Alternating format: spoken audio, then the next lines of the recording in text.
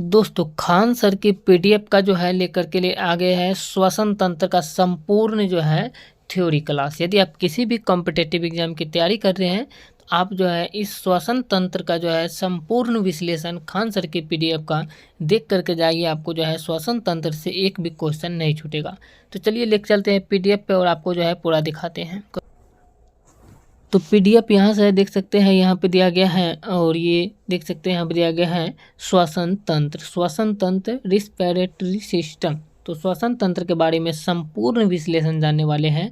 ये खान सर के पीडीएफ का है। यहाँ पे देख सकते हैं लिखा गया है खान ग्लोबल स्टडीज। यहाँ पे देख सकते हैं गोलाई में लिखा गया खान ग्लोबल स्टडीज और ये खान सर के पीडीएफ का है। संपूर्ण आपको जानना है तो वीडियो को पूरा देखिए। देख सकते हैं किस तरीके से विस्तार पूर्वक दिया गया है, सारा चीज़ आपको बताने वाले हैं। तो चलिए शुरू करते हैं। यहाँ से देख सकते हैं सबसे पहले जान लेते हैं श्वसन तंत्र आखिर है क्या। तो अंगों का वैसा समूह जो श्वसन की क्रिया में सहायक होता है उन्हें सामूहिक रूप से जो है श्वसन तंत्र यानी जो है श्वसन तंत्र कहते हैं। कि जो श्वसन की क्रिया में जो हम लोग सांस जो लेते हैं इस क्रिया में जो भी अंग मदद करता है वही तंत्र जो है श्वसन तंत्र कहलाता है, वही अंग जो है। इतना समझ गए। चलिए अब जो समझते हैं, यहाँ पे देख सकते हैं श्वसन एक ऐसी क्रिया है जिसमें ऑक्सीजन ग्रहण किया जाता है, जिसके फलस्वरूप यह ऑक्सीजन ग्लूकोज को तोड़ देता है और कार्बन डाइऑक्साइड और जल तथा ऊर्जा यानी ऊष्मा निकलती है। तो क्या होता है श्वसन की क्रिया में जो होता है ऑक्सीजन ग्रहण किया जाता है यानी O2 को जो है ग्रहण किया जाता है और इसके बाद जो है वहाँ पे O2 ऑक्सीजन जो है ये ग्लूकोज को तोड़ देता है।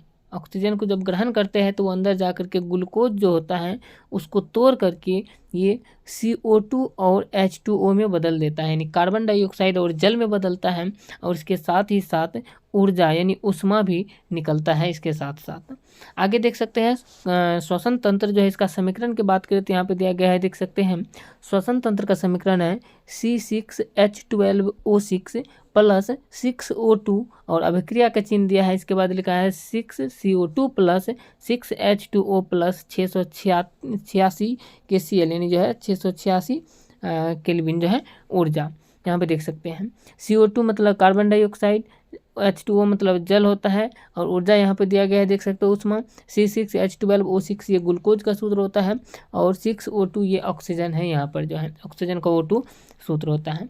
आगे बात करें तो यहाँ पे देख लिए। चलिए अब ये समय जो है श्वसन तंत्र का समीकरण था। आगे बात करें तो यहाँ पर दिया गया है, देख सकते हैं श्वसन की क्रिया ऑक्सीकरण की क्रिया है। इसके फलस्वरूप ऊर्जा यानी ऊष्मा निकलती है और यही कारण है कि मृत व्यक्ति का शरीर ठंडा हो जाता है क्योंकि वह सांस नहीं लेता है। क्या होता है कि श्वसन की क्रिया जो होता है ये ऑक्सीकरण की क्रिया कहलाता है। श्वसन की क्रिया में ऑक्सीकरण होता है और वहाँ पर जो है ऊर्जा निकलता है। ऑक्सीकरण होने के बाद ऊर्जा निकलता है वहाँ पे और इसीलिए कहा जाता है कि अगर व्यक्ति का कोई भी व्यक्ति मर जाता है तो उसका शरीर ठंडा हो जाता है क्योंकि वो जो है सांस नहीं ले पाता है, इसलिए जो उसका शरीर ठंडा हो जाता है। अगला पॉइंट की बात करें तो अगला पॉइंट है कि श्वसन की क्रिया एक अपचयी क्रिया है यानी जो है श्वसन की क्रिया एक अपचयी क्रिया है, इसको भी याद रखना है। अगला नोट में दिया गया है, देख सकते हैं वन लाइनर क्वेश्चन है, यहाँ पे इम्पोर्टेंट है, सारे के सारे देख सकते हैं यहाँ पे। चलिए यहाँ पे देख सकते दिया गया है, कहा गया स्तनधारी में श्वसन का वर्णक कैसा होता है। तो स्तनधारी जो होता है उसमें श्वसन का रंग जो होता है ये हीमोग्लोबिन होता है, वर्णक जो होता है। अगला है कि मोलस्का तथा आर्थ्रोपोडा जगत में श्वसन का वर्णक हीमोसाइनिन कहलाता है। अगला क्वेश्चन देख सकते हैं, अगला क्वेश्चन यहाँ पे मानव शरीर का श्वसन ईंधन कौन सा है। मानव शरीर का श्वसन ईंधन है ग्लूकोज और मानव शरीर की ऊर्जा मुद्रा जो कहलाता है ये ATP कहलाता है। मानव शरीर का ऊर्जा मुद्रा ATP कहलाता है। अगला पॉइंट है कि श्वसन प्रक्रिया को मापने वाला यंत्र स्पायरोमीटर कहलाता है और श्वसन क्रिया को नियंत्रित करने वाला जो होता है ये मस्तिष्क का भाग, जो श्वसन क्रिया को नियंत्रित करता है वो मस्तिष्क का भाग जो कहलाता है वो कहलाता है पॉन्स वेरोलाई। पॉन्स वेरोलाई मस्तिष्क का भाग है जो श्वसन की क्रिया को नियंत्रित करता है। अगला पॉइंट है, देख सकते हैं श्वसन प्रक्रिया को नियंत्रित करने वाला भाग जो है मेडुला ऑब्लोंगेटा कहलाता है। श्वसन क्रिया को नियंत्रित करने वाला भाग जो होता है ये मेडुला ऑब्लोंगेटा कहलाता है। अगला पॉइंट है, देख सकते हैं कि श्वासोच्छ्वास। श्वासोच्छ्वास किसको कहते हैं। तो सांस अंदर लेने तथा बाहर छोड़ने की क्रिया को श्वासोच्छ्वास कहते हैं और श्वासोच्छ्वास जो है ये दो प्रकार का होता है। सांस जो हम लोग अंदर लेते हैं, यानी जो सांस को अंदर लिए और अंदर से फिर जो हम सांस को बाहर छोड़ी, तो यही क्रिया जो है सांस को अंदर लेने की क्रिया और बाहर छोड़ने की क्रिया जो है ये श्वासोच्छ्वास कहलाता है। और श्वासोच्छ्वास से जो होता है ये दो प्रकार से होता है, दो प्रकार है श्वासोच्छ्वास के। एक कहलाता है निःश्वसन, यहाँ आप देख सकते हैं, एक कहलाता है निःश्वसन और एक कहता है निःश्वसन। निःश्वसन मतलब और निःश्वसन मतलब क्या होता है, चलिए आगे बताते हैं। सबसे पहले समझ लेते हैं निःश्वसन, पहला भाग जो है निःश्वसन, इसको जान लेते हैं। सांस अंदर लेने की क्रिया को निःश्वसन कहते हैं। इसके द्वारा हम निम्नलिखित गैसें लेते हैं। क्या होता है, जब हम सांस को अंदर लेते हैं, यानी सांस जो हम लोग अंदर लेते हैं तो वही क्रिया जो है निःश्वसन कहलाता है, और जो हम बाहर छोड़ते हैं वो निःश्वसन कहलाता है। तो सबसे पहले निःश्वसन मतलब हो गया जो हम सांस अंदर लेते हैं वो क्रिया निःश्वसन कहलाता है। और सांस अंदर जो लेते हैं उसमें कौन कौन सी गैस लेते हैं और कितना मात्रा में ग्रहण करते हैं वो देख सकते हैं। ऑक्सीजन की बात करें तो ऑक्सीजन हम लोग 21% ग्रहण करते हैं, यानी सांस लेते हैं। और कार्बन डाइऑक्साइड 0.0% सांस लेते हैं। नाइट्रोजन 78% हम लोग जो है सांस लेते हैं। और ये हो गया सांस जो हम लोग ग्रहण करते हैं। अब आपको बताते हैं कि निःश्वसन क्या है और इसमें जो हम कितना गैस बाहर छोड़ते हैं सांस लेने के बाद जो है। तो निःश्वसन का मतलब होता है जब हम सांस बाहर छोड़ते हैं तो उसे निःश्वसन कहते हैं। और जितनी मात्रा में हम सांस अंदर लेते हैं उतनी ही मात्रा में हम सांस बाहर छोड़ते हैं, किंतु गैसों का अनुपात बदल जाता है। निःश्वसन में निम्नलिखित गैसें निकलती हैं। क्या होता है, जब हम सांस बाहर छोड़ते हैं तो वही क्रिया निःश्वसन कहलाता है, यानी बाहर छोड़ते हैं तो वो क्रिया जो है निःश्वसन कहलाता है। और जितना मात्रा में हम ग्रहण किए थे उससे कम मात्रा में बाहर जो छोड़ते हैं यही निःश्वसन का एक कारण है, जो है जितना हम ग्रहण किए उससे कम मात्रा में जो है बाहर छोड़ते हैं। आगे देख सकते हैं यहाँ पर दिया गया है ऑक्सीजन जो हम लोग 17% बाहर छोड़ते हैं, कार्बन डाइऑक्साइड 4.6% छोड़ते हैं और नाइट्रोजन 78% छोड़ते हैं। इसका बात करें तो यहाँ पे ध्यान से समझिए, ऑक्सीजन को हम लोग जो है 21% ग्रहण किए थे, लेकिन ऑक्सीजन को जो हम बाहर छोड़ते हैं तो 17% छोड़ते हैं, यानी 4% हम लोग अपने अंदर रख लेते हैं और 17% छोड़ देते हैं। दूसरा चीज़, कार्बन डाइऑक्साइड 0.03% हम लोग ग्रहण किए थे, लेकिन यहाँ पे कार्बन डाइऑक्साइड बाहर जो छोड़ते हैं ये 4.6% बाहर छोड़ते हैं, ज़्यादा मात्रा में छोड़ते हैं। नाइट्रोजन 78% ग्रहण किए थे और 78% नाइट्रोजन यहाँ पे बाहर भी छोड़ रहे हैं। तो यही कार्बन डाइऑक्साइड और ऑक्सीजन के मात्रा पे निर्भर करता है गैस को जो है श्वसन की क्रिया में गैसें को बाहर छोड़ने और अंदर ग्रहण करने की क्रिया में जो है। अगला पॉइंट देख सकते हैं, यानी प्रमुख श्वसन अंग क्या कहलाता है।